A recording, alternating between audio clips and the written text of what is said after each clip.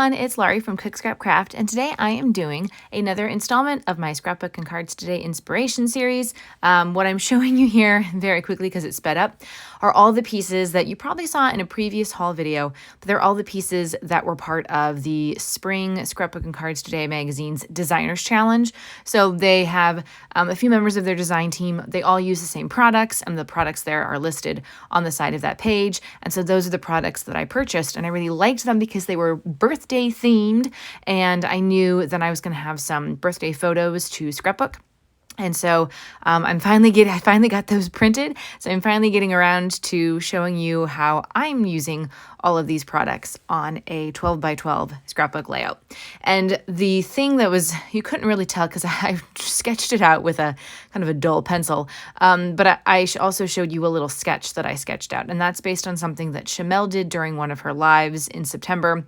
I didn't kind of scrap along with her. Like, I watched it and I got the idea of what she was trying to do, but it used a lot of pictures. And at the time that she was doing that live and I was watching it, I didn't have enough pictures to make a layout like that.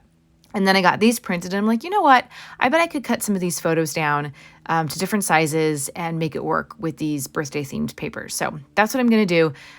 Full disclaimer, this did not go as well as I thought it was going to go, but I'm keeping it all in because I just want you guys to know that even though like you're watching or you're watching scrapbookers on YouTube, or you see our layouts on Instagram and you think like, oh, it's perfect, everything works out just fine, everything works out the way it's supposed to. No, everyone sometimes has moments of scrapbooking where like something just doesn't work, or you stick something down and have to tear it back up because it's just not right, it's in the wrong place, you didn't measure, you ran out of adhesive, as is going to happen to me in a hot second.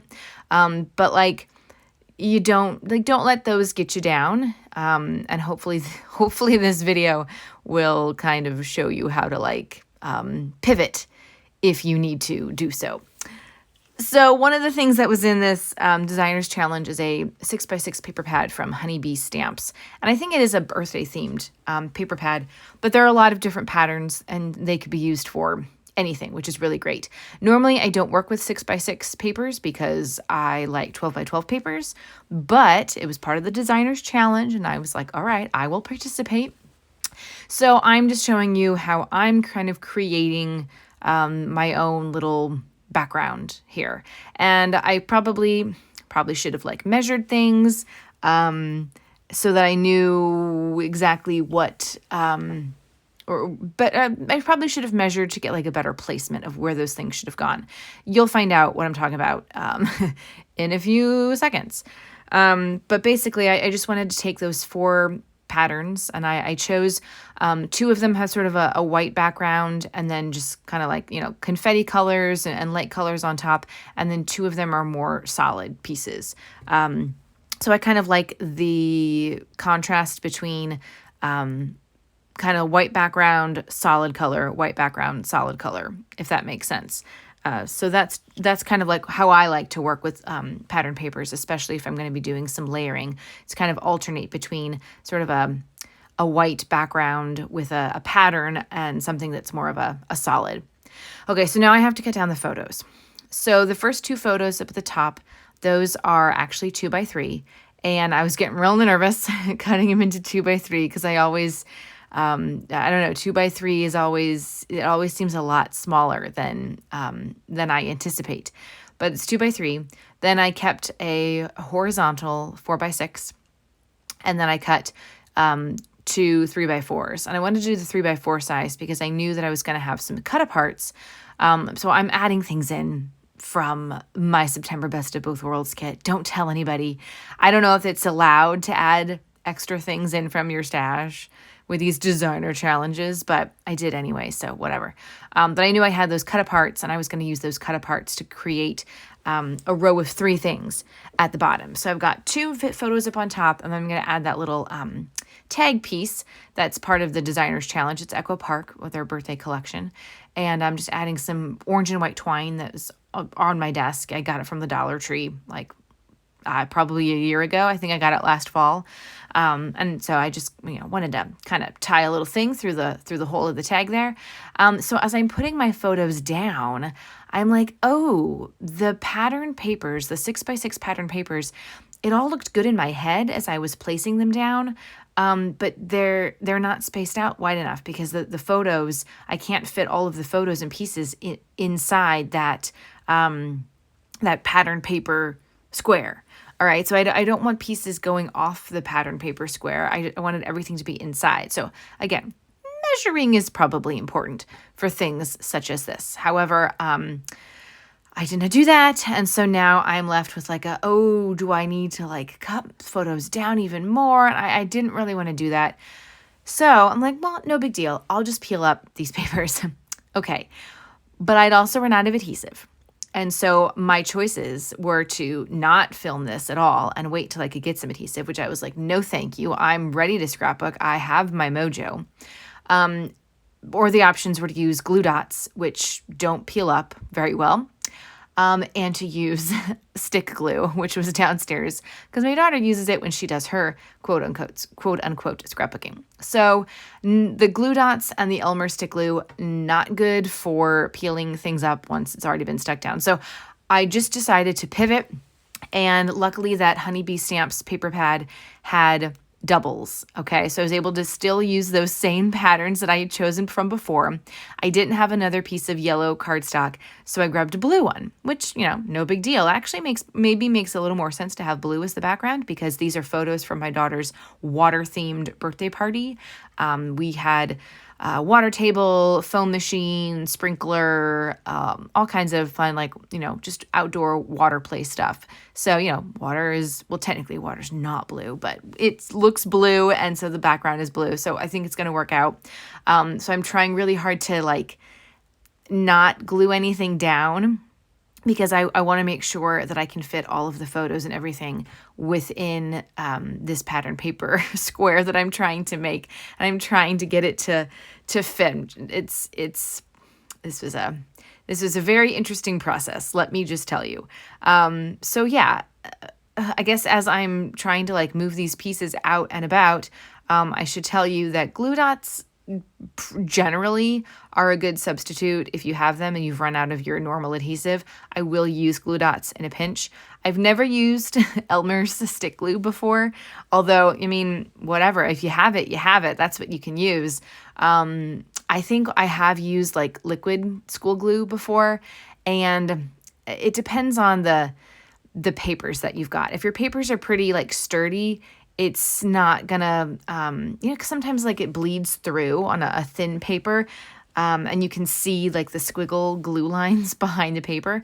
So if you're working with good quality cardstock, it's probably not going to be that big of a deal to use a liquid, your liquid Elmer's glue.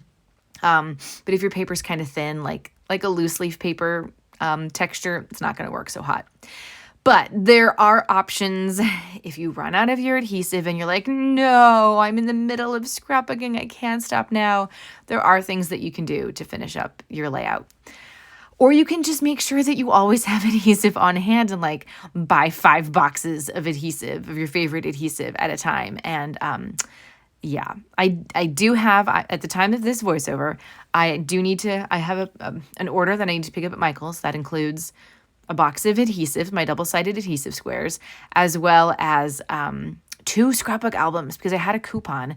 And when I went to use it online, it was buy one, get one free scrapbook albums. And I was like, yes, please. So that's really exciting for me. More exciting than getting more adhesive so that I can actually properly stick things down. But anyway, so you can see I'm at the embellishment stage right now. The tag at the top, yes, it sticks off the page. But I'm okay with that because I'm going to put it in Page Protector and it's just going to stick out the top of the Page Protector. It's not going to affect this 12 by 12 this 12 by 12 layout going into the Page Protector. And I kind of like that. It's going to be popping out from the top of the album. Kind of same thing with that sun that I am sticking over there. That's actually not part of the Echo Park die cuts. It's from Keep It Simple Scrapbooking, part of their Hello Adventure collection. I just liked the sun because there's a sun in one of the cut aparts down at the bottom. So I just kind of wanted to tie those things together. But that sun is going to be peeking up off the top of the page, and I'm actually going to pop it up on foam dots. So I'm definitely not going to cut the excess off. There's no need to, especially if I've already got something else that's sticking up off the top. If it had been on the side, yes, side is a problem because it wouldn't be able to fit into the page protector. But on the top, yeah, whatever. I'm getting a little mellow in my old age in regards to scrapbooking, maybe. So I've also got that embellishment with the sun, and there's a little like sticker banner up at the top there in the top right. Then I'm doing another cluster to the right of the 4x6 photo. I've got like another little kind of tag piece, and then a cluster or a die cut that has a grouping of balloons. It says birthday girl. And then I'm doing a lower left-hand cluster. So again, along the diagonal, I'm doing a lower left-hand cluster of some sticker, the piece that says eat cake and celebrate. We were eating cupcakes. And then there's like a cupcake circle die cut piece that's going to go there as well. So yeah, I really not a whole lot of heavy embellishing on this. And I haven't done the journaling yet, and I will do that at some point before I put this into a pocket page. But because everything was so kind of like haphazardly stuck down, since I had run out of adhesive, I was like, you know what, I'm just going to wait until I get everything like officially stuck down. And then, not that it's unofficially stuck down, but I would like to go back and just like reinforce a couple things with my double-sided adhesive squares. And then I'll get all of that squared away. So anywho, let me know in the comments if you guys have any questions about the products that I'm using, the techniques that you're seeing me do, or if you just want to say hi. A big welcome back to my subscribers. It's great to have you guys here, and I really appreciate you watching this video on all of my videos, especially when you make it all the way to the end. It's really helpful for not just me, but any scrapbooker here on YouTube. And if you are new to the channel, I hope that this video is inspiring for you and helpful for you, and that you consider clicking that subscribe button so you don't miss out on other process videos and scrapbooking stuff that I post. I guess this is kind of an anomaly. I don't usually do Thursday scrapbook process videos, but the Scrapbook and Cards Today inspiration series has always gone up on a Thursday. So anytime I add to that, I post a process video on a Thursday. I don't know why. I don't have to, but it's just me being like, on a schedule or whatever. And I do have a Scrapbook and Cards Today inspiration series playlist that you can check out, so you can see everything else that has inspired me from these magazines. You can get the magazine from scrapbook.com if you didn't know. It's usually free when you place an order, and you can also access a digital copy on the Scrapbook and Cards Today inspiration website. I am not getting paid to tell you that. I just enjoy the magazine, and I think that you guys will too. And because it's like free from scrapbook.com, it's kind of like a really great deal. It's just a nice little bonus freebie. If you're already placing an order from them, just add that magazine into the order, and you get lots more inspiration and fun stuff, and it makes you want to buy more things. So yeah, I haven't gotten their fall issue yet because I haven't placed an order with scrapbook.com since I'm doing like a Bash Your Stash haul for the month of October. So hopefully I'll get the fall issue before the winter issue comes out.